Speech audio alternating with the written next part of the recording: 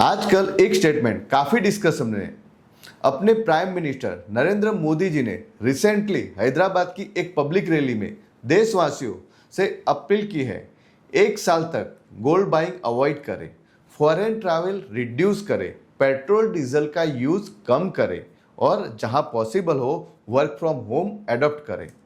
अब सवाल यह है, गवर्नमेंट ऐसी अपील क्यों कर रही है? क्या इंडिया किसी इकोनॉमिक प्रेशर में है?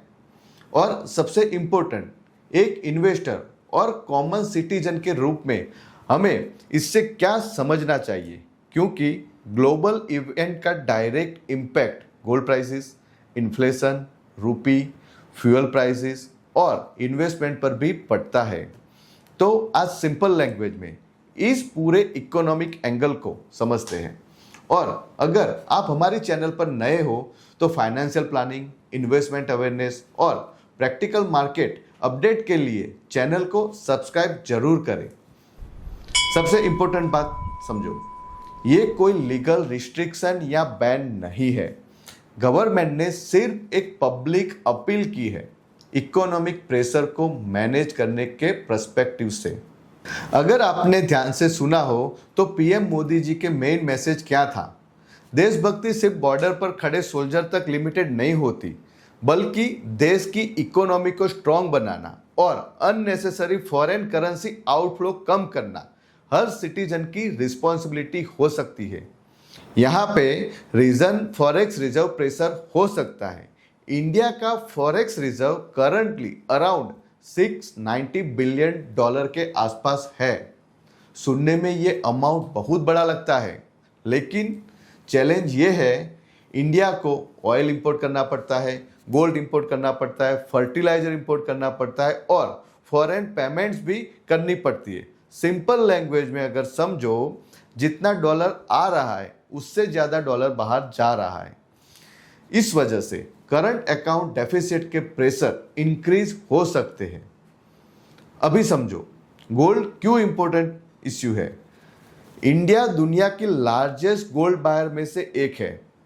हमारी कल्चरल और इमोशनल अटैचमेंट भी गोल्ड के साथ स्ट्रांग है।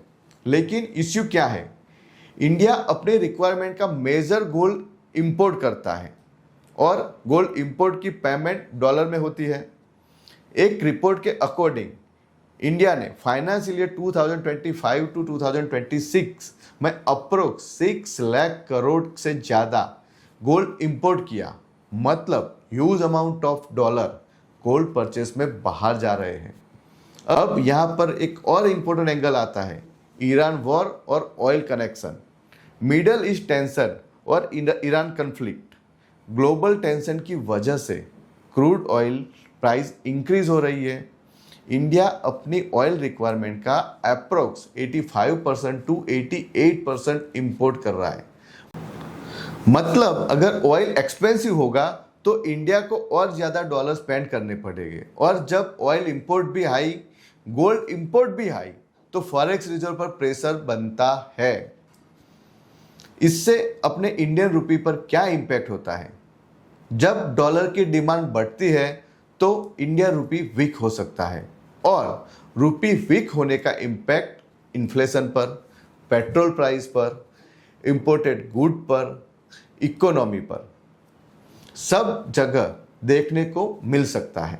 पीएम मोदी जी ने फॉरेन ट्रैवल कम करने की बात क्यों की? बिकॉज ऑफ फॉरेन ट्रैवल में भी फॉरेन करेंसी स्पेंड होती है। रिपोर्ट के अकॉर्डिंग इंडियंस ने करंट ईयर में फॉरेन ट्रैवल पर लाखों करोड़ों रुपए स्पेंड किए हैं। सिंपल बात, जितना ज़्यादा फॉरेन स्पेंडिंग होगा उतना फॉरेक्स आउटफ्लो बढ़ेगा।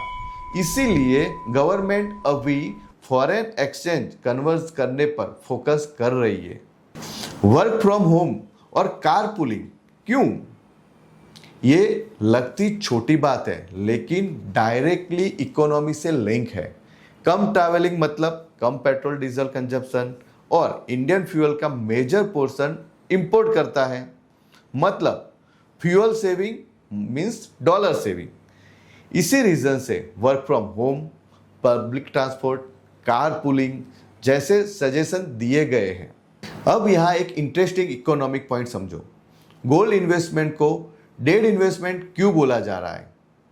गवर्नमेंट का मानना है फिजिकल गोल्ड कई बार लॉकर में पड़ा रहता है, मतलब इकोनॉमी में एक्टिवली यूज नहीं होता, प्रोडक्टिविटी ग्रोथ क्रिएट नहीं करता। इसीलिए सजेशन दिया जा रहा है अगर कुछ money mutual fund, equity, bonds, FD, business, infrastructure related investment में जाए तो इनडायरेक्टली इकोनॉमी को सपोर्ट मिल सकता है। लेकिन यहाँ एक बैलेंस अंडरस्टैंडिंग भी जरूरी है। As a important investor perspective, gold completely avoid करना या पैनिक क्रिएट करना गवर्नमेंट में कोई ऑब्जेक्टिव नहीं है। गोल्ड डाइवर्सिफिकेशन एसेट भी हो सकती है, इन्फ्लेशन हेज भी हो सकता है, इमरजेंसी एसेट भी माना जाता है। सिंपल बात, इन्वेस्टमेंट डिसीजन हमेशा financial goal, asset allocation, risk profit, long term planning के अकॉर्डिंग होना चाहिए। अब फाइनल कंक्लूजन, सिंपल लैंग्वेज में समझो, पीएम मोदी जी की अपील का मेन फोकस है फॉरेक्स रिजर्व बचाना, डॉलर आउटफ्लो रिड्यूस करना और इकोनॉमी स्टेबिलिटी मेंटेन करना। ये सिर्फ गोल्ड या फॉरेन ट्रैवल का इश्यू नहीं है, ये ओवरऑल इकोनॉमी मैनेजमेंट का पार्ट है।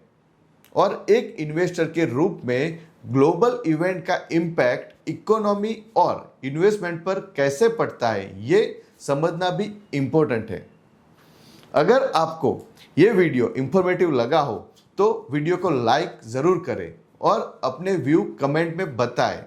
और ऐसे ही प्रैक्टिकल फाइनेंशियल और इकोनॉमिक अपडेट के लिए हमारे साथ जुड़े रहिए। एट लास्ट प्लानिंग के साथ इन्वेस्ट करिए। मिलते हैं नेक्स्ट वीडियो में। जय हिंद।